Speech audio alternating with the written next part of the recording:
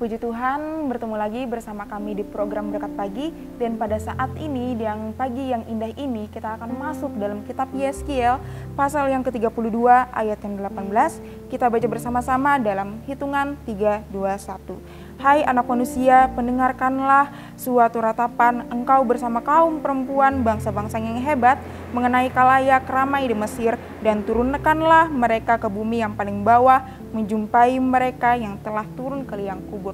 Puji Tuhan, dan pada renungan pagi hari ini saya memberi tema yang ditabur akan dituai. Nah, kalau kita baca dalam Yeskiel pasal yang 32 ayat 18 sampai 32, kita boleh baca masing-masing di rumah. Nah, di dalam ucapan yang Allah pertama, Allah mengecam kesombongan Firaun. Firaun memandang dirinya seperti singa yang merupakan raja dari segala binatang.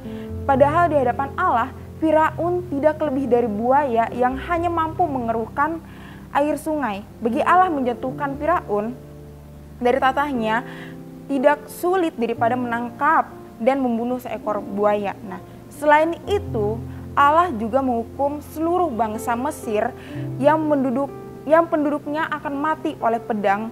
Binatang-binatang pun akan dibinasakan seperti negeri itu menjadi sunyi dan sepi. Nah, dan di dalam ucapan Allah yang kedua, Allah mengerangkum hukuman yang sudah dijatuhkan di atas bangsa-bangsa yang ada di sekitar Mesir.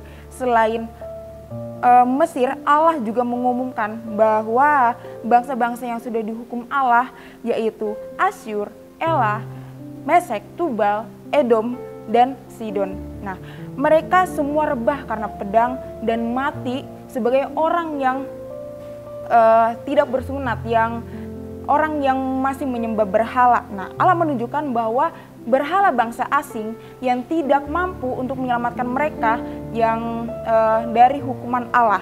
Nah, saudara-saudaraku yang dikasihi Tuhan, betapa hebatnya seorang raja ataupun sebuah kerajaan pada akhirnya mereka harus menyerahkan kekuasaannya dan masuk ke dunia orang mati untuk dihakimi struktur perbuatan jahat mereka, dan hal ini menjadi peringatan yang serius bagi kita semuanya yang nonton pada pagi hari ini. Nah, pada akhirnya kita pun harus bertanggung jawab dengan apa yang kita lakukan. Seperti yang dikatakan oleh Rasul Paulus, kita juga harus menghadap tahta pengadilan Kristus supaya setiap orang memperoleh apa yang patut diterimanya. Nah, sesuai dengan apa yang dilakukannya dalam hidupnya, baik ataupun jahat. Nah, saudara-saudaraku yang dikasihi Tuhan, tidakkah kita sebagai orang beriman menyadari bahwa hidup kita sekarang semata-mata oleh karena anugerah Tuhan, oleh karena kemurahan Tuhan.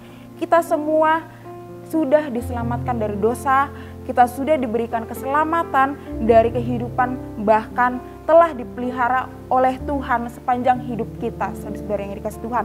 Nah, saudara-saudara yang dikasihi Tuhan, sebagai manusia pasti kita mengharapkan bahwa segala apa yang kita perbuat dan apa yang kita lakukan kelak akan orang lain lakukan kepada kita. Tidak ada seorang pun menginginkan kemalangan atas hidupnya yang perbuatannya jahat yang telah diperbuatnya. Nah, saudara-saudaraku yang dikasihi Tuhan, manusia pada dasarnya menginginkan hal yang terbaik dalam hidupnya. Nah, kita mengharapkan apa yang kita tanam selama hidup kita, kita akan terima hasilnya sesuai dengan apa yang kita perbuat. Nah, saudaraku yang dikasihi Tuhan, kita sudah mendengar bagaimana kisah daripada Firaun dan bangsa Mesir.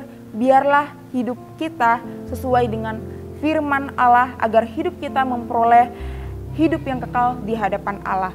Allah menjanjikan keselamatan bagi orang yang taat, bagi orang yang mau mengikuti apa kata firman-Nya, mentaati firman-Nya, yang akan menerima buah dari perbuatan-perbuatan kita, saudara-saudara yang dikasihi Tuhan. Sedangkan bagi setiap orang yang tidak mau mentaati firman-Nya, yang tidak mau mengikuti apa kata firman-Nya, tidak menghasilkan buah, melainkan layu dan mati. Nah, Yesus mau selama hidup kita selalu mengikuti apa firman-Nya, kita harus taat, kita harus mau dengan apa yang diperintahkan Tuhan kepada kita. Nah, Demikianlah firman Tuhan pada pagi hari ini. Immanuel, Allah beserta kita. Perlu kau